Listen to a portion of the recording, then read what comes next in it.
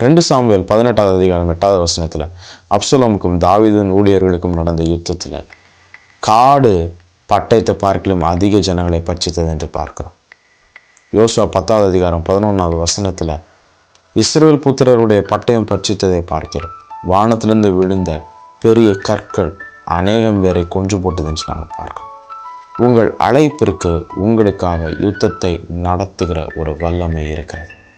நீங்கள் போதுமானதை செய்யாவிட்டாலும் உங்களுடைய அழைப்பு உங்களுக்காக யுத்தம் செய்யும். அது இயற்கையை கொண்டு செய்யும், எதை கொண்டு வேணும்னாலும் செய்யும். உங்கள் மேலே ஒரு அழைப்பு இருக்கிறது. கர்த்தர் உங்கள் மேலே ஒரு அழைப்பை வைத்திருக்கிறார். உங்கள் அழைப்புக்கு நீங்கள் எப்பொழுது உங்களுடைய யுத்தங்களை விட்டு கொடுக்குறீங்களோ அன்னைக்கு கர்த்தருடைய கரம் உங்கள் அழைப்பில் செயல்படுகிறதை நீங்கள் பார்ப்பீர்கள். கர்த்தர் தாவீதை எல்லா இடத்துலையும் டிஃபெண்ட் பண்ணது போல தன்னுடைய சொந்த குமாரன் இடத்துலேருந்தே தாவீதை டிஃபெண்ட் பண்ணுகிறார். அதற்கு அழைப்பே வேலை செய்கிறது, அந்த காடு வேலை செய்கிறத பார்க்குறோம்.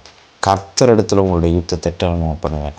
உங்களுடைய அழைப்புக்கு உங்கள் யுத்தத்தை நடத்துகிறதற்கான அதிகாரத்தை கொடுத்து பாருங்கள். உங்களுடைய சத்துருக்கள் எல்லாரும் ஈஸியாக உங்களை விட்டு விலகி போகிறத பார்ப்பீங்க.